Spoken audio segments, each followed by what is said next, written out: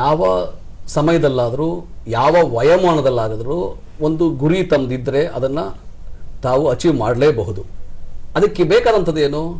ತಮಗೆ ಕೆಲವು ಕೌಶಲ್ಯ ಕಲಿಬೇಕು, ನಿರಂತರ ಕಲಿಕೆ ಇರಬೇಕು, ತಮ್ಮ ಆಸೆ ಆಸಕ್ತಿಯನ್ನು ಇಟ್ಕೊಳ್ಬೇಕು, ಪರಿಶ್ರಮ ಆಗಬೇಕು. ನಾವು ಬ್ಲೈಂಡ್ ಆಗಿ ಏನೋ ಗುರಿ ಇಟ್ಕೊಂಡು ಅದ್ರ ಸಾಧನೆ ಮಾಡೋಕ್ಕಾಗಿಲ್ಲ ಅಂದ್ರೆ ಆಗೋದಿಲ್ಲ. ದೊಡ್ಡ ಗುರಿ ಇದ್ರ ಜೀವನದಲ್ಲಿ ಈ ವಾರ ನಾನು ಏನು ಮಾಡಬೇಕು ಅಂತ ಒಂದು ಬರಿಬೇಕು, ನೀವು ಪೇಪರಲ್ಲಿ ಈ ತಿಂಗಳಲ್ಲಿ ನಾನು ಏನು ಮಾಡಬೇಕು ಅಂತ ಬರಿಬೇಕು, ಈ ಒಂದು ವರ್ಷದಲ್ಲಿ ನಾನು ಏನು ಜೀವನದಲ್ಲಿ ಏನು ಸಾಧನೆ ಮಾಡಬೇಕು ಅಂತ 5 ವರ್ಷ ಪಂಚವಾರ್ಷಿಕ ಯೋಜನೆ ಆಗ್ಬೋದು, ದಶವಾರ್ಷಿಕ ಯೋಜನೆ ಆಗ್ಬೋದು, ಜೀವನದಲ್ಲಿ ನಾನು ಏನು ಮಾಡಬೇಕು ಅಂತ ಹೇಳಿ ಹಂತವಾಗಿ ತಾವು ಬರೆದ್ರೆ ತಮ್ಮ ಕಣ್ಣು ಮುಂದೆ ಇರುತ್ತೆ ನಿಮ್ಮ ಗುರಿ ಏನು ಅನ್ನೋದು.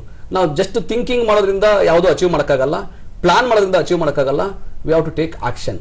ನಾವು ಕ್ರಿಯಾತ್ಮಕವಾಗಿ ಕೆಲಸ ಮಾಡಿದ್ರೆ ಮಾತ್ರ ನಮ್ಮ ಗುರಿಯನ್ನು ಮುಟ್ಲಿಕ್ಕೆ ಸಾಧ್ಯ. ಗುರಿ ದೊಡ್ಡದಿದ್ರೆ ಹಂತವಾಗಿ ವಿಭಜನೆ ಮಾಡಬೇಕು. ನಾವು ಏನು, ನಾನು ಇನ್ನು 5 ವರ್ಷದಲ್ಲಿ ಈ ರೀತಿಯ ಕೋರ್ಸ್ಗಳನ್ನ ಮಾಡ್ತೀನಿ, ಇಷ್ಟು ಹಣವನ್ನು ಸಂಪಾದನೆ ಮಾಡ್ತೀನಿ, ಇಷ್ಟು ಉದ್ಯಮ ಮಾಡ್ತೀನಿ, ಇಷ್ಟು ಜನಕ್ಕೆ ಕೆಲಸ ಕೊಡ್ತೀನಿ, ಈ ರೀತಿ ಬೇರೆ ಬೇರೆ ಉದ್ಯೋಗ ನಿಮ್ಮದು ಗುರಿಗಳಿರ್ಬೋದು. ಆ ಗುರಿಗಳನ್ನ ಈ 3 ತಿಂಗಳಲ್ಲಿ ನಾನು ಏನು ಮಾಡಬಲ್ಲೆ, ಆ ಗುರಿ ತಕ್ಕನಾಗಿ 6 ತಿಂಗಳಲ್ಲಿ ಏನು ಮಾಡಬಲ್ಲೆ, ಈ ತರ ಒಂದು ಹಂತವನ್ನು ನಾವು ವಿಭಜನೆ ಮಾಡಿಕೊಂಡು ಅದನ್ನ ಪೂರ್ಣ ಮಾಡ್ತಾ ಬಂದ್ರೆ ನಿಮ್ಗೂ ಉತ್ಸಾಹನೂ ಹೆಚ್ಚಿಗೆ ಆಗುತ್ತೆ, ಗುರಿ ಮುಟ್ಟೋದ್ರೊಳಗೆ ನಿಮಗೆ ಆಸಕ್ತಿ ಕೂಡ ಇರುತ್ತೆ. ಹಾಗಾಗಿ ಪ್ರತಿಯೊಬ್ಬ ವಿದ್ಯಾರ್ಥಿ ಆಗಲಿ, ಉದ್ಯಮಿ ಆಗಲಿ, ಉದ್ಯೋಗಿ ಆಗಲಿ, ತಮ್ಮ ಜೀವನದ ಗುರಿ ಏನು?